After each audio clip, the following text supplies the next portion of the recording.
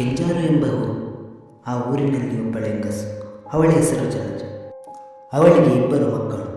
ಒಬ್ಬನಿಗೆ 2 ವರ್ಷ, ಇನ್ನೊಬ್ಬನಿಗೆ 4 ವರ್ಷ. ಕಾಂಚೂರು ಎಂಬ ಊರು. ಆ ಊರಿನಲ್ಲಿ ಪ್ರತಿ ವರ್ಷದ ಡಿಸೆಂಬರ್ನಂದು ನೇಮೋತ್ಸವ ನಡೆಯುತ್ತೆ. ಈ ವರ್ಷ ನೇಮೋತ್ಸವಕ್ಕೆ ಹೋಗಲಿಕ್ಕೆ ಜಲಜ ಕೂಡ ತೀರ್ಮಾನ ಮಾಡ್ತಾಳೆ. ಹೀಗಾಗಿ ಈ ವಿಷಯವನ್ನು ಅವಳ ತಾಯಿ ಹತ್ರ ಕೂಡ ಚರ್ಚೆ ಮಾಡ್ತಾಳೆ. ಹಾಗೆ ತಾಯಿ ಮನೆಯ ಪಕ್ಕದ ಮನೆಯ ಹೆಂಗಸರು ಕೂಡ ಆ ನೇಮೋತ್ಸವಕ್ಕೆ ಹೋಗ್ತಾರೆ ಎಂಬ ವಿಷಯ ತಿಳಿದು ಅವರೊಟ್ಟಿಗೆ ಕೂಡ ನಾನು ಬರ್ತೇನೆ ಅಂತ ಹೇಳ್ತಾಳೆ. ಆ ಹೆಂಗಸರಲ್ಲಿ ಒಬ್ಬಳು, ಆಯಿತು, ಆದರೆ ನೀನು 6 ಗಂಟೆಗಿಂತ ಮುಂಚೆ ಬಾ. ನಾವು 7 ಗಂಟೆಗಿಂತ ಮುಂಚೆ ಆ ಪಡುಗುಡ್ಡೆ ರಸ್ತೆಯನ್ನು ದಾಟಲೇಬೇಕು. 7 ಗಂಟೆ ನಂತರ ಅಲ್ಲಿಯ ಭಯಾನಕ ಕತೆ ನಿನಗೂ ತಿಳಿದೆಯಲ್ಲ ಅಂತ ಜಲಜನಿಗೆ ಹೇಳ್ತಾಳೆ.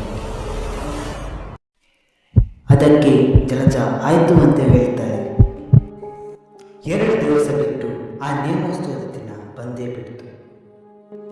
ಜಲಜ ತನ್ನ ಮಕ್ಕಳನ್ನು ಕಳೆದುಕೊಂಡು ಬೇಗ ಬೇಗ ಹೊರಡ್ತಾಳೆ.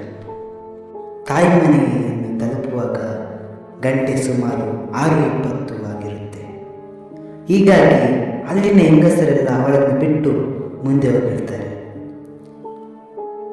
ಅವಳ ತಾಯಿ ಹೇಳ್ತಾಳೆ, ನೀನು ಬಂದದ್ದು ತುಂಬ ಲೇಟ್ ಆಯಿತು, ಹಾಗಾಗಿ ಅವರೆಲ್ಲ ನಿನ್ನನ್ನು ಬಿಟ್ಟು ಹೋಯಿತು. ನೀನು ಇವತ್ತು ಎಲ್ಲೇ ಮಲಗು, ನಾಳೆ ಬೆಳಿಗ್ಗೆ ಮನೆಗೆ ಹಿಂದೆ ಹೋಗುವಂತ.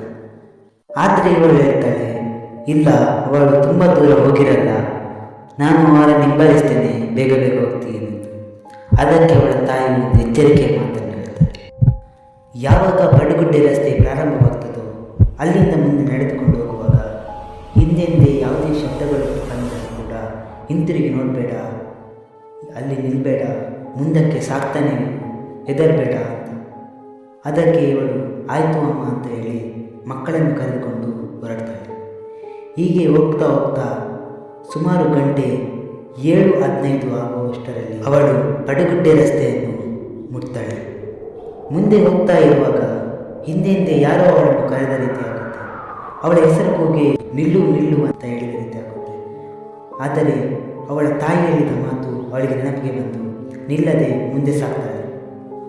ಅವಳ ಕೈಯಲ್ಲಿದ್ದ ಪಾಪು ಹೇಳ್ತದೆ, ಅಮ್ಮ, ಯಾರೋ ಕರೀತಿದ್ದಾರೆ, ಯಾರೋ ಕರೀತಿದ್ದಾರೆ ಅಂತ.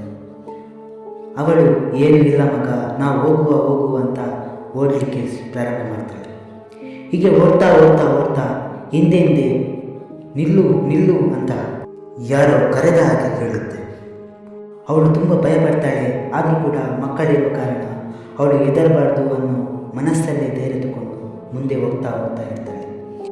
ಹೀಗೆ ಹೋಗುವಾಗ ಮತ್ತೊಂದು ಬಾರಿ ಅವಳ ತಾಯಿಯ ಧ್ವನಿಯಲ್ಲಿ ನಿಲ್ಲು ಮಗಳೇ, ನಾನು ಕೂಡ ಬರ್ತೇನೆ ಅನ್ನೋ ಪದ ಕೇಳಿಬರುತ್ತೆ.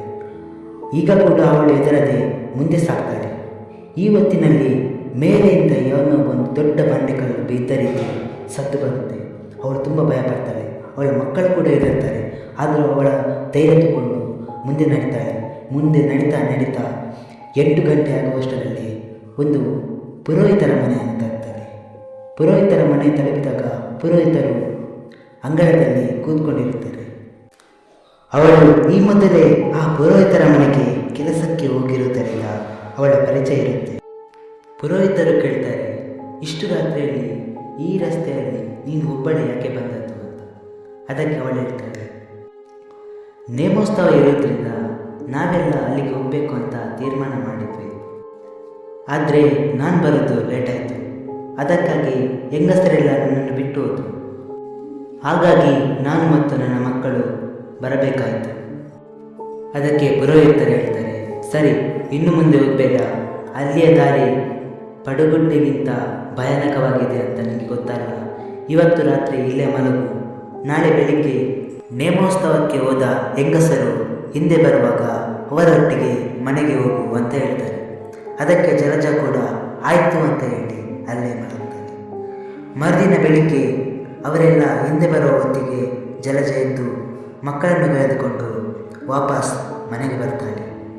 ತಾಯಿ ಮನೆಗೆ ಬಂದ ಕೂಡಲೇ ಮೊದಲಿಗೆ ಹೋಗಿ ದೇವರಿಗೆ ಕೈ ಮುಗಿದು, ನಮ್ಮನ್ನು ರಕ್ಷಣೆ ಮಾಡಿದ್ದು ನೀವೇ ಅಂತ ಗೊತ್ತು ಅಂತ ಹೇಳಿ ಕಣ್ಣೀರಾಗ್ತಾಳೆ. ಹಾಗೂ ನಡೆದ ಸಂಗತಿಗಳನ್ನೆಲ್ಲ ತನ್ನ ತಾಯಿಯ ಬಳಿ ಕೂಡ ಹೇಳ್ತಾಳೆ. ಹೀಗೆ ಜಲಜ ಆ ಪಡುಗುಡ್ಡೆ ರಸ್ತೆಯಲ್ಲಿ ನಡೆದ ಭಯಾನಕ ಘಟನೆಗಳನ್ನೆಲ್ಲ ಅನುಭವಿಸಿದ ಅವರು ಮತ್ತೊಮ್ಮೆ ಆ ಪಡುಗುಡ್ಡೆ ರಸ್ತೆಯನ್ನು ನೆನಪು ಮಾಡಲು ಕೂಡ ಭಯಪಡುತ್ತಾರೆ.